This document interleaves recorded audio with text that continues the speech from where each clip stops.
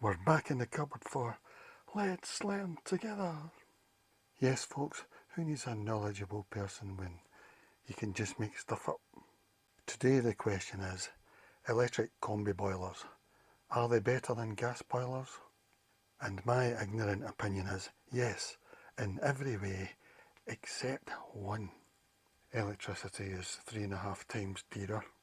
So if you check your gas bill, and currently it's maybe £1,500, that would mean on electricity, if you had an electric combo boiler instead, you'd be like 4,500 a year just for what you're using for gas just now. I'm not sure why this price difference is the case. It seems to be historical, certainly for a while.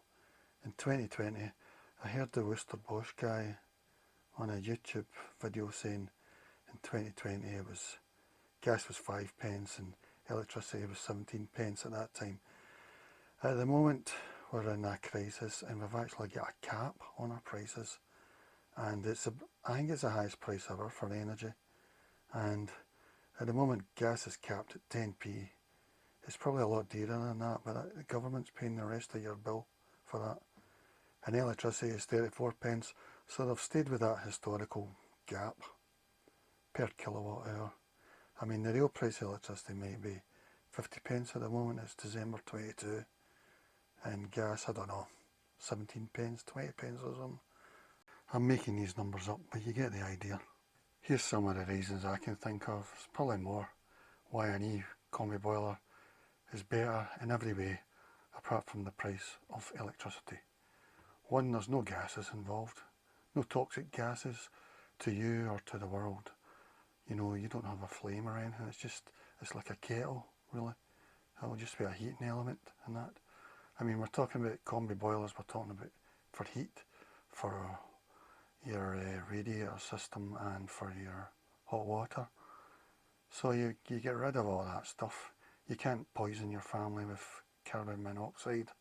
You don't need carbon monoxide sensors, I would guess. So you get rid of all that hassle, all the gases coming out the outside of your house and that. Number two, it's 100% efficient really. There's no energy loss. Whereas with gas, they're saying with condensers you can get 95%, maybe even a bit more, they're saying, you know, in the factory, they're saying that. Don't know about real life. Whereas old ones that aren't condensers, it may be down to 70% even when you fit it, when it's new. That's how bad their energy is. But say if you've got a condenser, they say you're at 95, but I would guess most people are maybe at 90%, although I'm just making that up. And maybe you can take 1% off every year, I don't know, I'm just making that up as well. Number three, there's much less noise, there's no fan, you've still got your pump and your water being pumped round your radiators and that, so suppose you've still got that. But you take the fan out, I mean that's quite a bit of noise. So there's no moving parts apart from the fan, I would guess. No, the pump, I mean. There's no chimney, that's the flue really, because that thing at the top, it's really just a chimney really, you know, the flue. So you get rid of that, you've not got a hole in your wall, all that hassle. No annual service. Well, people in private houses don't need an annual gas boiler service, but a lot of people do because they go for adverts and that, they see the adverts. And also for your warranty for gas boilers, most of them insist that you get an annual service. So, I mean, what's that costing, like £90 or something for people that do it? A lot of people do that insurance stuff, which I think probably works out. You'd probably better just getting an annual service yourself, paying for it, or every 2 years or something, but then you break the warranty. But I think you're better just not bothering with insurance for gas boilers, just call somebody out when it breaks down or whatever. But anyway, most people do it, and that's say another £90, £100 if they do insurance or whatever. You probably won't have that for electric boilers. I mean, probably the companies will start selling it in adverts and that, but And an electric combi boiler, there's no moving parts really apart from a fan, or there's none of the awkwardness you get with gas boilers. I mean, gas boilers are like fossil fuel cars. I mean, if you compare them to electric cars don't have carburetors and stuff, you know, or exhaust pipes and things. If it breaks down, it's just the battery really in an electric car really. I mean, I'm being a bit facetious, but not too much. I mean, a fossil fuel car is really complex with lots of parts, spark plugs and batteries, even in a... So, no annual service with an electric combi boiler.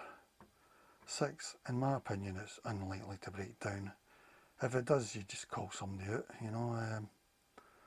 It's not like a gas boiler and all sorts of things can go wrong. It can maybe be a bit noisier, or the flame can be a bit lower, or, you know, it might cut out intermittently and stuff. You know, it's just an electric one, you've get rid of all that. 7, an electric boiler is just as flexible, maybe even more in my opinion, you know, because you can get that heating element going straight away. You've not got all the complex gas burner and waiting for the fan to go off after the burner for 5-10 minutes or something so it can clear gases out and all that. So it's just as flexible, switch it on and off. I mean, really it's an ideal swap in my opinion. And 8, electric boilers are really the same price as gas boilers. I had a look at Screwfix, and I looked a few years ago, and gas boilers were about £950 they were starting at, and so were electric boilers. But now you can get some gas boilers in Screwfix for about £580, gas combi boilers. But the electric combi boilers in Screwfix currently start at around 950, I think, but I still think it's better, you know. I mean, gas combi boilers prices haven't went down. It's just that they seem to have a new price point for the entry level ones, because you can get gas combi ones at, I don't know, 4,000 or whatever. But I think electric combi boilers are going to be around the same price, and for me, they're a lot better because they won't break down. I mean, you could probably use an electric combi boiler for 20 or 30 years or something, I would guess. I'm just making that up. I mean, you could use gas combi boilers for years. Some people have probably got ones for 30, 40 years old that's never been serviced, but I wouldn't recommend it. It's probably working at a really low efficiency, and it could blow up at any time. That's another thing I forgot to mention. Electric combi boiler is unlikely to blow up like gas boilers do occasionally. So the only downside is that historically electricity is about 3.5 times dearer. I don't know why that is. I mean, the dash for gas, because a lot of gas makes electricity in Britain. Not in Scotland, because in Scotland we're 100% green electricity. But sadly that doesn't help us with price, because it seems that the way they market the prices, they all go into a big pool of price, the same price, and gas sort of sets the price, because historically it was meant to be a lot cheaper or something. I don't know, it's something really weird. I've heard Nicola Sturgeon go on about it a bit in the Scottish Parliament, but they've not done enough to moan about it, because if electricity in Scotland is 100% green, then you would imagine it'd be a lot cheaper, because onshore wind is the cheapest type of fuel, I think, at the moment. So I don't know why. Apparently Rishi Sunak's going to look into it, and there'll be some review, I don't know, next March or something, but these things seem to take ages, and I don't know, the government seem to be the last to get in queue with these sort of things. But even if gas was cheaper again, you know, like 5 pence or whatever, you know, we want away from gas, not just because it's toxic and that, and it's bad for the environment, but also we're dependent on foreign countries like Russia. So you would think for that reason, I mean, Germany was all set to go with its Nord Stream 2 pipe about a month before Putin invaded Ukraine. you know. So that just goes to show what their energy policy is like. Here's my idea of the perfect boiler. It would be an e-combi boiler, and the energy would come from solar panels, and you would have an e-storage system. And I think that's doable at the moment, you know, because but I think for the e-storage thing you're talking about £5,000, and then another 5,000 for the solar panels, and then 1,000 for the e-combi boiler, and then paying somebody to fit it. But and of course probably solar, it won't probably cover 100%, although I don't know, because you never hear from the people who have got solar who like it. You only hear from people moaning about it that either haven't got it or, yeah, I don't know. Anyway, so yeah, if you could, something like that would be my nirvana anyway, because on Screwfix it says that the e-combi boilers are selling, it usually says solar compatible. So I mean, say you could get solar maybe 20% of your heating or 30%. I don't know how realistic it is to get the whole lot, you know. So, but that would definitely be what I would aim for. Of course, there's lots of talk about heat pumps, but at the moment I would give them the ignorant thumbs down. No, because I haven't really researched them, but to me it looks like they can't get the amount of energy you need, you know. And also it seems that heat pumps use electricity, which, well, I thought, but I didn't realise how big an issue it is, because really you've got to be 3.5 times, the electricity's got to be 3.5 times more per, I don't know what I'm talking about here, but to match a gas boiler you've got to use 3.5 times less or whatever.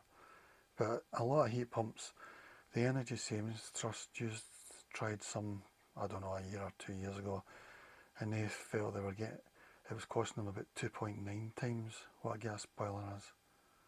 I'm getting myself lost here, but you know what I'm talking about, don't you? But a heat pump needs to be 3.5 times as efficient so that it's the same price as a gas boiler. I think that's what I mean. And at the moment, even though they're saying it in the adverts or whatever, I don't know, the sort of word that I'm looking at, people feel they aren't getting that, you know. And because now it looks like they're going from, it started with ground source heat pumps, and they need that big fan. That's another thing, you need that big fan in your garden or whatever. Yeah, I don't know if that makes a noise as well. Now they seem to be going on to air source heat pumps. I would imagine that would be the future, though I don't really know. And you've got to have a big sort of fan in your garden or near your house or whatever. Don't know if that makes a noise. And the electricity it uses has got to be 3.5 times less so that it matches a gas boiler, you know. Also, I naively heard that heat pumps aren't very flexible, you know. You can't just turn them up and down, and get instant heat or switched off.